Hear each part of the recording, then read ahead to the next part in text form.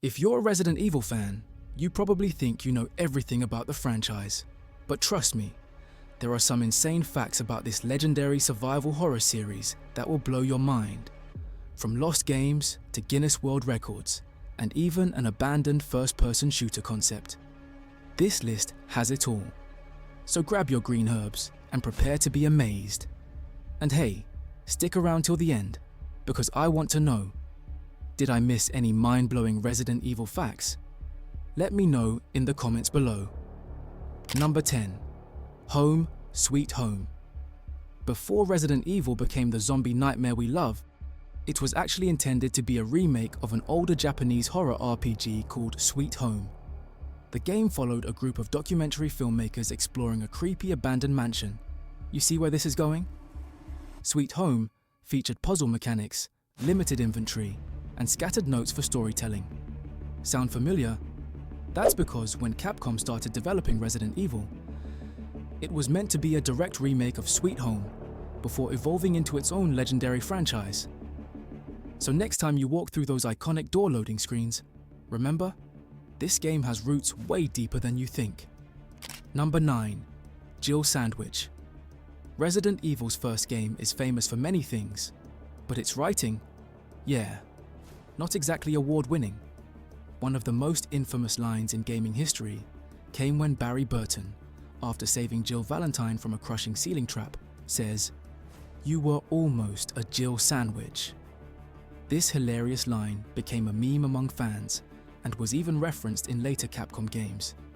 You can find a Jill Sandwiches shop in Dead Rising's mall, and even a recipe note in the mobile game Resident Evil Uprising. It's safe to say, Capcom is in on the joke now. Number 8. Dub Trouble. If you thought the English dialogue in Resident Evil was bad, just wait until you hear the Japanese version. Shinji Mikami, the creator of Resident Evil, thought the original Japanese dialogue was so terrible that he completely removed it from the game. Instead, he hired English-speaking actors to match the American setting. The result? Some of the most hilariously bad voice acting in gaming history. But hey, at least it made the game even more iconic. Number 7. Evil May Cry. Resident Evil 4 went through multiple versions before the final game released in 2005. One of these versions focused less on guns and more on melee combat. Sound familiar? That's because it eventually became Devil May Cry. That's right, the stylish action-packed series was originally supposed to be Resident Evil 4. However, when the game strayed too far from survival horror, Capcom decided to turn it into a brand new franchise. It's funny to think that Dante could have been just another Resident Evil protagonist. Number 6. Night of the Living Evil.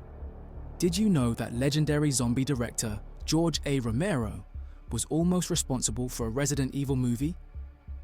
After directing a live-action commercial for Resident Evil 2, Capcom asked him to make a full-length movie. Initially, he declined because he was tired of working with zombies, but eventually, he changed his mind. Unfortunately, Capcom didn't like his screenplay and dropped him from the project. Instead, we got Paul W. S. Anderson's version.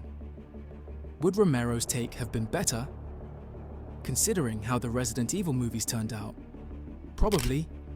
Number 5. No Fixed Resident Evil. Back in the day, Capcom tried to bring Resident Evil to handheld gamers via the Game Boy Color. Sounds cool, right? Well, not so much. After completing development, Capcom decided that the game wasn't good enough and scrapped it. However, in 2012, a prototype of the cancelled game was leaked online, and while it was an impressive attempt, most players agreed with Capcom. It just wasn't suitable for a handheld console. But hey, at least it wasn't as bad as Resident Evil. Gaiden. Number 4. Resident Evil 3. Code Veronica? Resident Evil 3 wasn't actually supposed to be the third game in the main series. Originally, Capcom planned for Code Veronica to be the real Resident Evil 3, while Nemesis was meant to be a spin-off, but due to contractual obligations with Sony, Capcom had to release 2 numbered titles exclusively on PlayStation. So they slapped a 3 onto Nemesis, and Code Veronica became the spin-off instead. Many fans still argue that Code Veronica is the true Resident Evil 3. Number 3. Resident Sequel. Before the Resident Evil 2 we know and love, Capcom actually completed an entirely different version of the game, often called Resident Evil 1.5. This early version featured a different female protagonist and even RPG-style character upgrades. But Capcom execs weren't impressed, so they scrapped the whole thing and started over from scratch. To make it up to fans, they included a playable demo of the new Resident Evil 2 with the director's cut of the first game. Good move, Capcom. Number 2. Guinness World Record holder. You'd think Resident Evil's Guinness World Record would be for something like Best Horror Franchise or Most Iconic Video Game Series. Nope. It actually holds the record for Worst Game Dialogue Ever. Yes, the same hilariously bad dialogue we've been laughing about is now immortalized in Guinness history. To be fair, the franchise also holds records for highest grossing game licensed movies and first live-action movie trilogy based on a video game. But let's be real, that first record is the most entertaining one. Number 1. Resident Evil was originally a first-person shooter. Yep, you heard that right. Before it became the third-person survival horror masterpiece we know, Resident Evil was initially planned as a first-person shooter.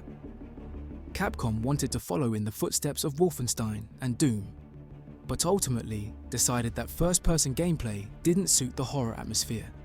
Instead, they took inspiration from Alone in the Dark and created the fixed-camera survival horror experience we all love.